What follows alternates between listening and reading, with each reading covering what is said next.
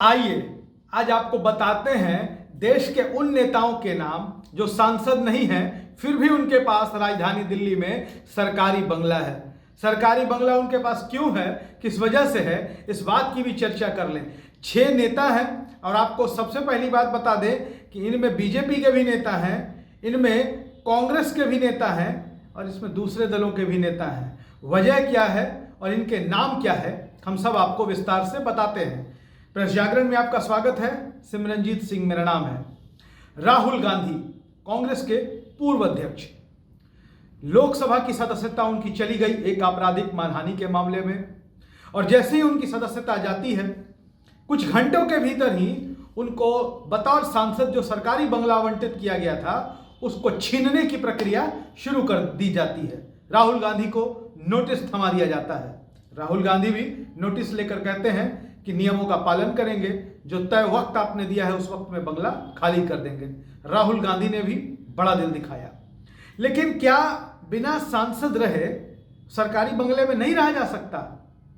नियम कानून की बात करें तो कानून के जानकार इसके बारे में विशेष जानकारी दे पाएंगे, लेकिन आज हम आपको उन नामों का खुलासा कर दें कि जो लोकसभा के सांसद नहीं है, राज्यसभा के सांसद नहीं है, किसी पद पर नहीं है, इसके बावजूद देश की राजधानी दिल्ली के सरकारी बंगलों में रह रहे हैं। वैसे सरकारी बंगलों में जो सांसदों और बड़े नेताओं, केंद्रीय मंत्रियों को आवंटित किए जाते हैं। इन नेताओं में सबसे पहला नाम है लाल कृष्ण आडवाणी का। भारतीय जनता पार्टी के पूर्व राष्ट्रीय अध्यक्ष, देश के पूर्व गृह मंत्री, देश के पूर्व उप प्रधानमंत्री लाल कृष्ण आडवाणी लोकसभा के भी सांसद रह चुके हैं, राज्यसभा के भी सांसद रह चुके हैं। 2019 से ही ये सांसद नहीं है। 2019 के चुनाव में बीजेपी ने इनको टिकट नहीं दिया, ये चुनाव नहीं लड़े। फिर भी लाल कृष्ण आडवाणी देश की राजधानी दिल्ली के बेहद पॉश इलाके में, आपको बता दें 30 पृथ्वीराज लोधी स्टेट, जी हाँ ये एड्रेस है 30 पृथ्वीराज लोधी स्टेट के इस सरकारी बंगले में लाल कृष्ण आडवाणी रहते हैं। दूसरा नाम कौन है इस सूची में? दूसरा नाम आता है डॉक्टर मुरली मनोहर जोशी। मुरली मनोहर जोशी भी बीजेपी के कद्दावर नेता हैं। मुरली मनोहर जोशी भी बीजेपी के राष्ट्रीय अध्यक्ष रह चुके हैं और अटल बिहारी वाजपेयी की सरकार में मानव संसाधन विकास मंत्री हुआ करते थे। बीजेपी में वाजपेयी जी के दौर में इनका रुतबा नंबर 3 रहता था सरकार में। इनके पास भी सरकारी बंगला है, जबकि सांसद ये भी नहीं है। 2014 से 2019 तक मुरली मनोहर जोशी सांसद थे।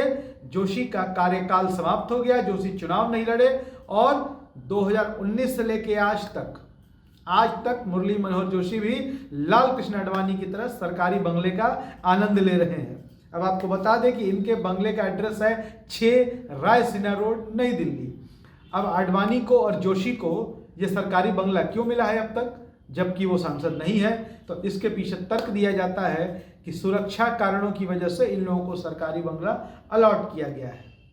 अब तीसरा नंबर किसका है? तीसरा नंबर है उत्तर प्रदेश की पूर्व मुख्यमंत्री और बहुजन समाज पार्टी के मुखिया मायावती का। मायावती 2017 में ही राज्यसभा से उन्होंने इस्तीफा दे दिया था, बीच में ही अपने कार्यकाल के दौरान। 17 से ही वो सांसद नहीं है, 2017 से 2023 आ गया। लेकिन मायावती अब भी सरकारी बंगले में बनी हुई हैं, सरकार की उन पर कृपा है। जब वो राज्यसभा की सांसद थी तो उस दौरान उनको 3 त्यागराज रोड स्थित बंगला आवंटित किया गया था, लेकिन उसके बाद फिर से मायावती जी पर बड़ी कृपा दिखाई गई और बहन कुमारी मायावती जी इन दिनों 29 लोधी स्टेट बंगलों में नई दिल्ली के रहती हैं। इसके पीछे जो तर्क दिया जाता है वो यह दिया जाता है कि चूंकि मायावती जो हैं वो एक राष्ट्रीय पार्टी की राष्ट्रीय अध्यक्ष हैं, लिहाजा एक दिल्ली में उनका सरकारी बंगला बनता है। इसके अलावा सुरक्षा कारणों को भी वजह बताया जाता है। चलिए, लाल कृष्ण आडवाणी के लिए सुरक्षा कारणों की वजह से बंगला है, डॉक्टर मुरली मनोहर जोशी के पास सुरक्षा कारणों की वजह से बंगला है, बिना सांसद रहे। मायावती के पास है बंगला, बिना सांसद रहे।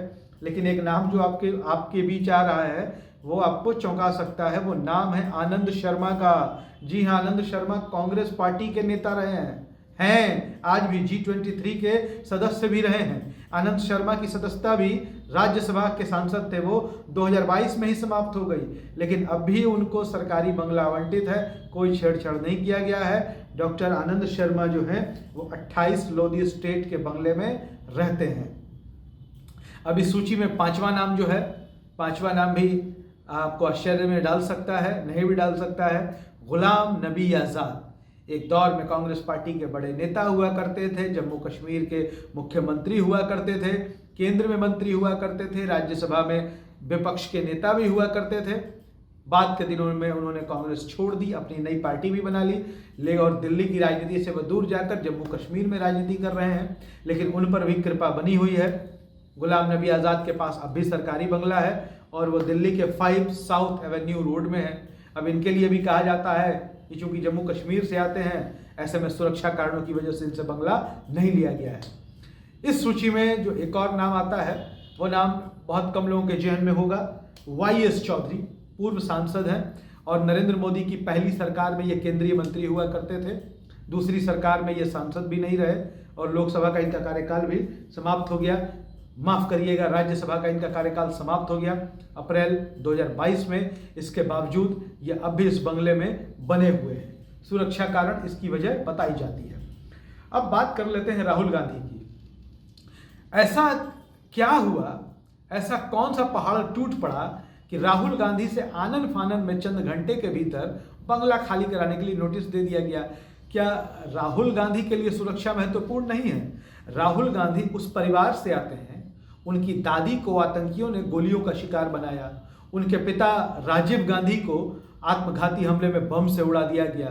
जिस परिवार में दो लोगों को की इस तरीके से राजनीतिक वजहों से हत्या हुई हो, जिन्हें शहीद भी कहा जाता है, और उस परिवार के वारिस हैं राहुल गांधी, और अगर उनकी सुरक्षा को लेकर सरकार चिंतित नहीं है तो नियत पर सवाल तो खड़े होते हैं, नियत पर सवाल खड़े होते हैं। और इसके साथ ही यह माना जा सकता है कि माना जाता है कि राहुल गांधी के साथ राजनीतिक प्रतिशोध की भावना से सचमुच काम किया जा रहा है। हम इस बात को की प्रामाणिकता नहीं देते, हम इस बात को कंफर्म नहीं करते कि राहुल गांधी के साथ सचमुच राजनीतिक वजहों से यह सब हो रहा है, लेकिन जिस तरीके से बाकी के जिन 6 लोगों का हमने नाम लिया, सुरक्षा वजहें बताई जा रही हैं, बिना सांसद रहते हुए 5-5 साल से लोग पड़े हुए हैं इन सरकारी बंगलों में। राहुल गांधी को भी तो सुरक्षा कारणों की वजह से बंगला अब मिलना चाहिए था, लेकिन ऐसा नहीं हो रहा है। अब आप इसका अंदाजा खुद लगा सकते हैं इसकी वजह क्या है। वीडियो पसंद आया हो तो शेयर जरूर करिएगा। यूट्यूब चैनल भी है हमारा, प्रेस जाकर सब्सक्राइब कर दीजिएगा।